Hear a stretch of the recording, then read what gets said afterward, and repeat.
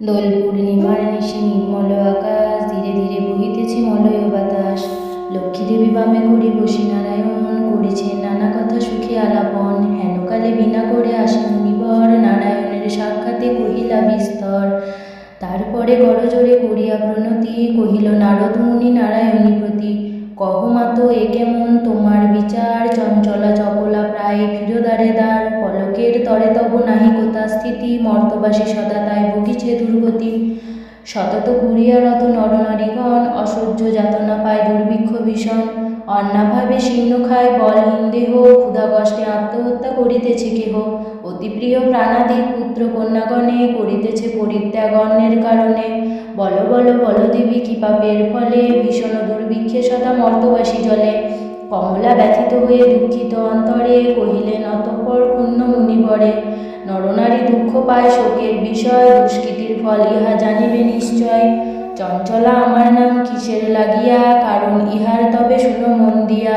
দিবানিদ্রা অনাচার ক্রোধ অহংকার, আলস্য কলহ মিথ্যা ঘিরেছে সংসার।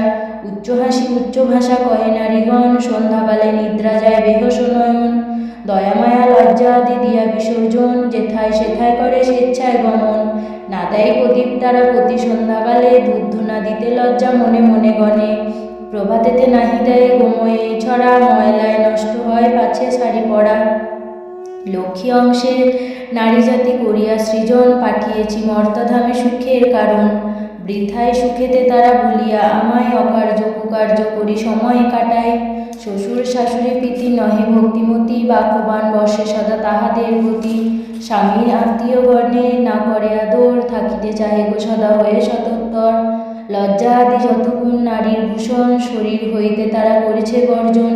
অতিথি দেখলে তারা কষ্ট পায় মনে, স্বামীর অগ্রেতে খায় যত নারীগণে। পতিরে করিছে হেলা না শুনে বচন, ছাড়িয়াছে গৃহস্থলী ছেড়েছে রন্ধন। পুরুষের পরিহাসে কাটায় সময়, মিথ্যা ছাড়ি সদা কথা কবু নাহি কয়। সতত তাহারা মোরে জ্বালাতন করে, চপলার প্রায় তাই ফিরি দ্বারে দ্বারে। ঈর্ষাদেশ হিংসাপূর্ণ মানব হৃদয়, পরশ্রী কাতর চিত্ত কুটিলতাময়। দেবদ্বিজ ভক্তিহীন তুচ্ছ গুরুজন, সর্বদা আপন সুখে করে অন্বেষণ।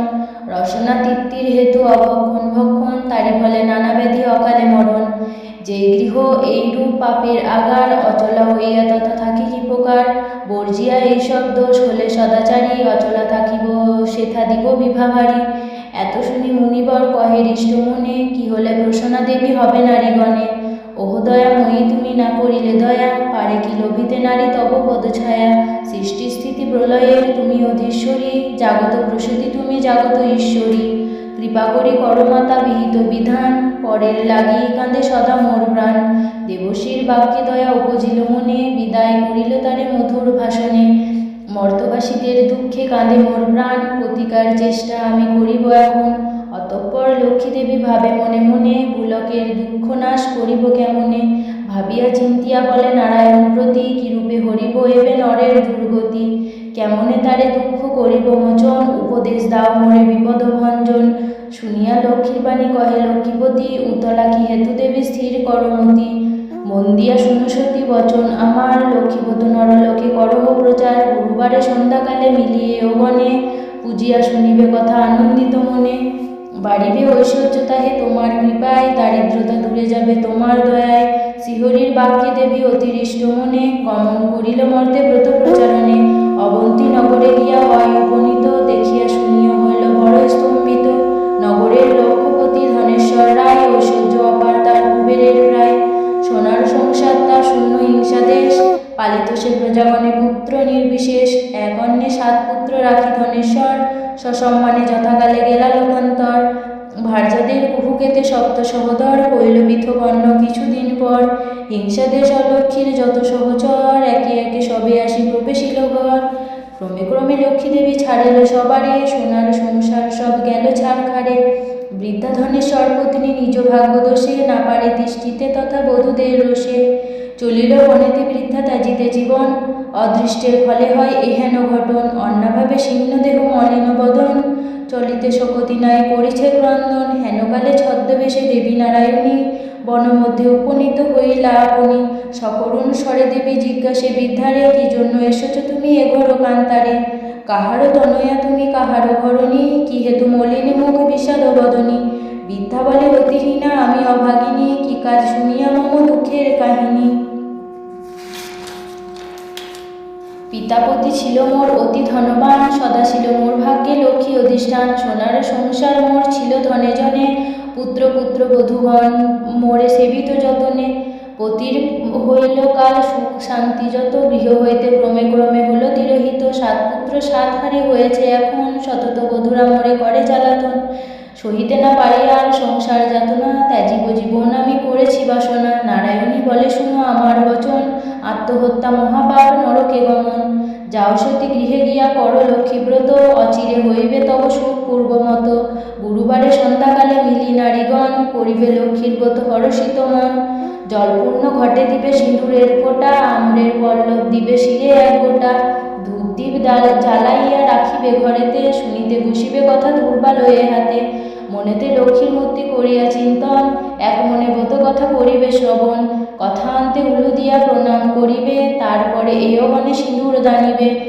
যে রমণী পূজা করে প্রতি গুরুবারে, হইবে বিশুদ্ধ মন মা লক্ষ্মীর বরে। যে গৃহে ব্রতকালে সব বামাগণ, সর্বকার্য পরিহরি ব্রতে দেয় মন।